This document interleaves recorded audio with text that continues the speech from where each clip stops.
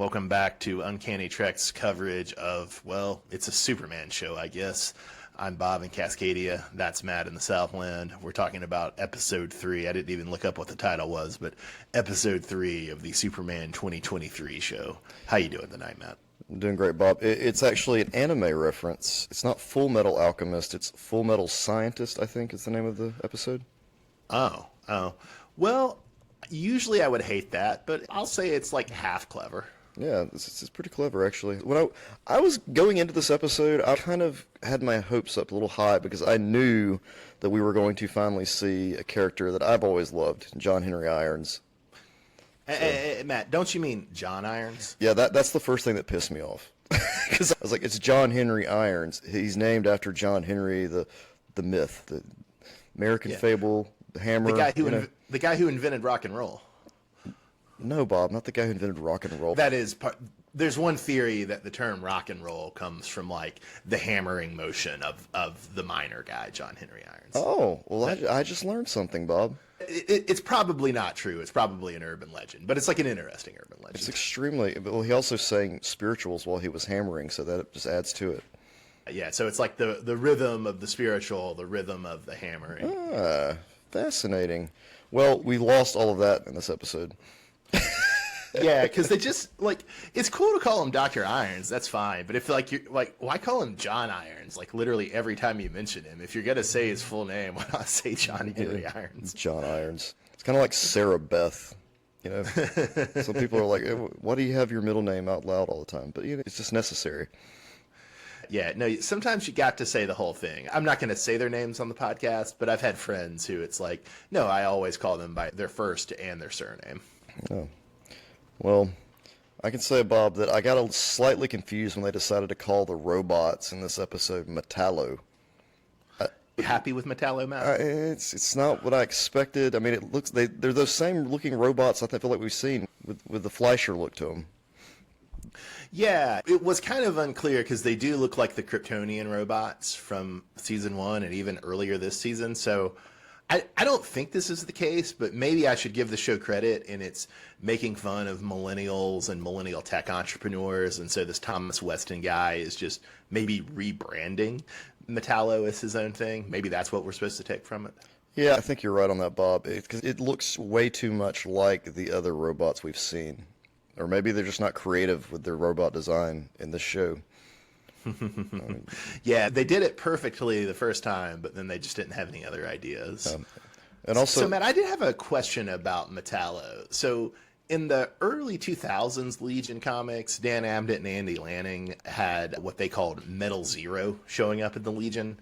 And I always thought Metal Zero was a pretty cool alternative name for Metallo, but nobody ever uses it. Do you share my opinion, or do you prefer Metallo? I do, Bob. Is it spelled like Metallo, or is it spelled Metal Tin?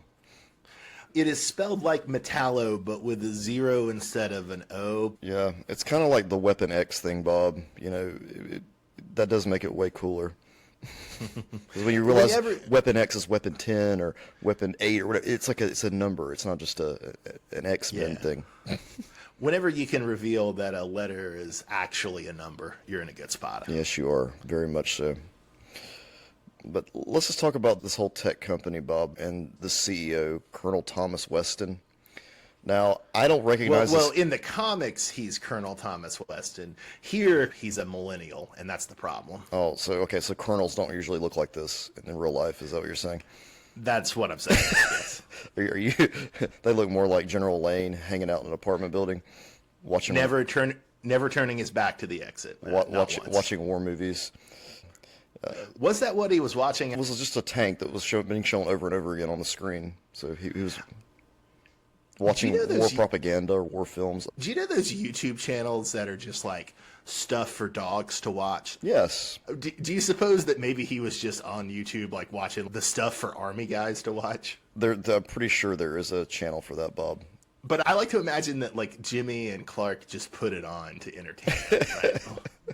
He's not doing any damn laundry. The house is a mess. Yeah, we find out the real root of the bitterness of his and Lois's relationship is that he's never done a single thing of housework in his entire life. Yeah, somebody needs to get rid of that dude. I agree. I'm not enjoying the subplot of General Lane, Jimmy and Clark's roommate. Yeah, this has been pretty lame. But going back, Bob, to what I was talking about with the CEO guy, the CEO, he obviously is not connected because they show a commercial for these robots and this, fusion generator thing that's going to be in the center of the city, which sounds so dangerous. Mm-hmm. But they show this commercial, and it's John Henry Irons talking about where he grew up, and it's nothing but little white kids. Oh, that is weird. I didn't catch that, but you're right. That's very strange. Which makes me believe that the CEO guy is just, he's not connected. It's not okay. Did you recognize that name from the comics or perhaps from the Steel movie? No, Bob, I have no clue who he was. So in the comics, he's Colonel Thomas Weston. To be honest, I don't remember how they play him in the Steel movie, which I did watch a few years ago. But he's like the major enemy of Steel in the comics and the movie. And the same name of the company, was it Amtech? Was that what they called it? Yes, Amtech, yeah. I think in a lot of versions, that's Steel's former employer and, his now nemesis because they're selling the weapons to, street gangs or to, Nicaraguan fascists or whomever, right? I think I've seen clips of it, but I haven't actually watched it in its entirety. It was one of those, I put it on, like it was on Max, so I put it on while I did other stuff. I mean, it's not good, but I found it entertaining and, about at the same level of quality as any other crappy 90s superhero movie.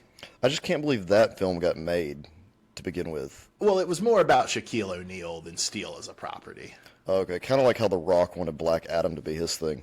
Yeah, exactly. Okay. Makes sense. And then another thing from the Steel mythos is Steel has an enemy who's like an arms dealer named the White Rabbit, who's a lady. And I was wondering if Audrey was maybe going to be the White Rabbit. But then I looked the White Rabbit up, and actually her name is Angora Lappin. So no, I guess Audrey is not, in fact, the White Rabbit, sadly. Yeah, I'd forgotten about the White Rabbit, but she was quite the sex pot back in the 90s comics. see, yeah, it's very, very telling. Matt does not remember Colonel Thomas Weston, but he does remember the White Rabbit. Yes, she wore knee highs and I think she even had ears. Yeah, she did. There was a conspiracy to turn our entire generation into furries, Matt. What else can you say? Yeah, it didn't work, Bob. We survived. It worked for a lot of people. When I say we, I think you and I know I survived. I am not a furry, but okay. it's So, Matt, is it a little annoying? I think we raised this in season 1, but is it a little annoying that we have Vicky Vale in this show being a better Lois Lane than Lois Lane? Yeah, Vicky Vale is your prototypical Lois Lane in this. Like, she has the look, she acts like Lois, her outfit even resembles to me the animated series Lois Lane, and she's not a child. She doesn't look anything like Vicky Vale, from any incarnation I've ever seen her in. So I don't know what they're going for with it, but you've hit it there that they're just trying to make her like the adult Lois, and the other Lois is learning from her. Well, and to be clear, I don't hate this Lois. Clearly she fits with the thing they're going for that they're also doing with Clark and Jimmy.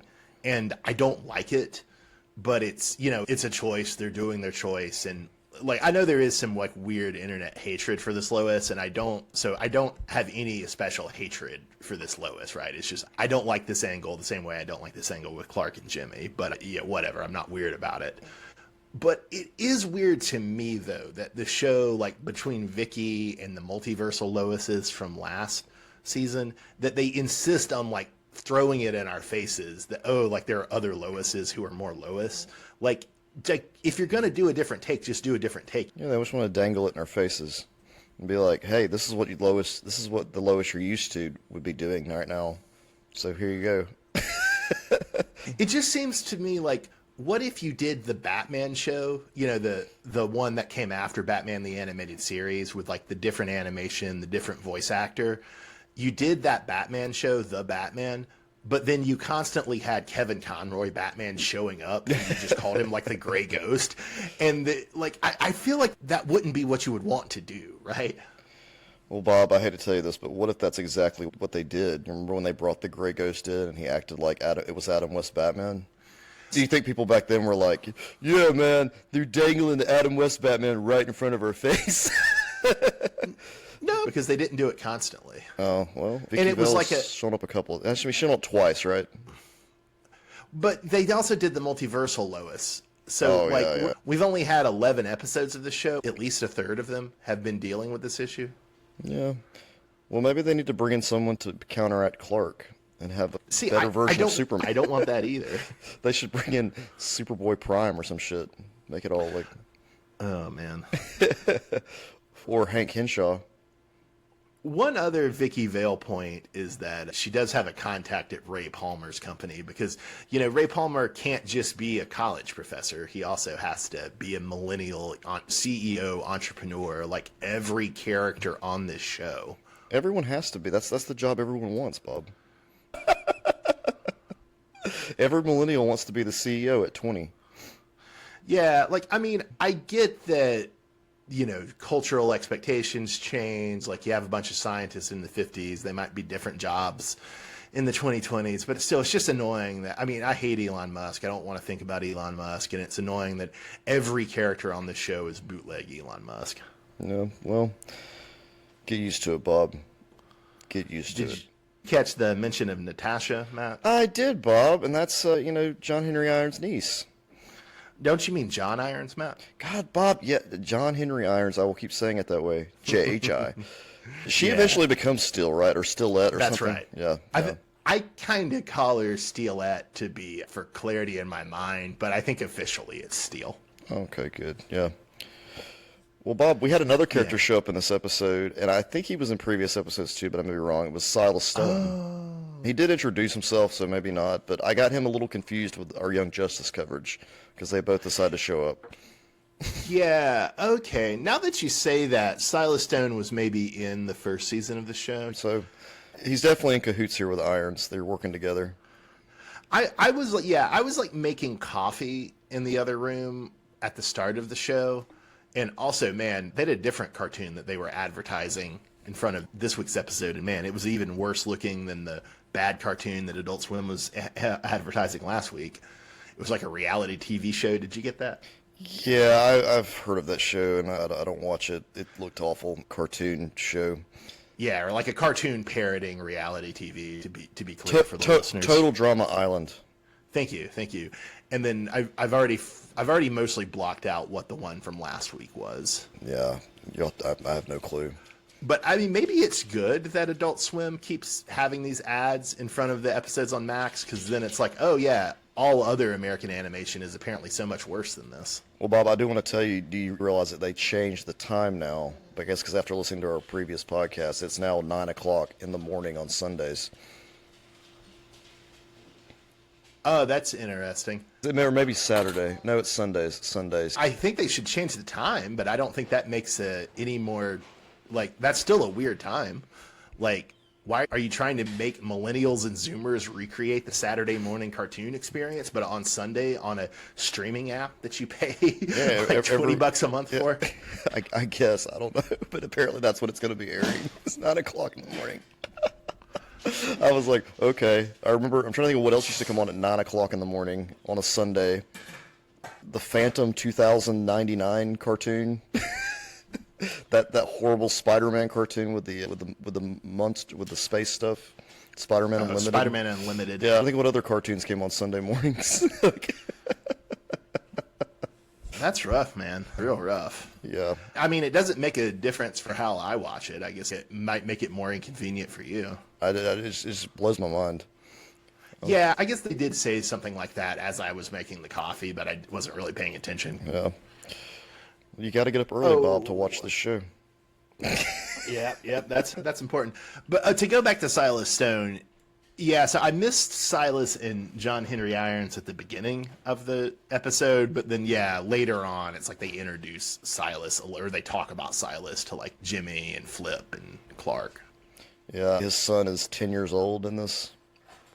Oh, I totally missed that. So we're going to have, a baby cyborg, like in that Baby Teen Titans show from back when.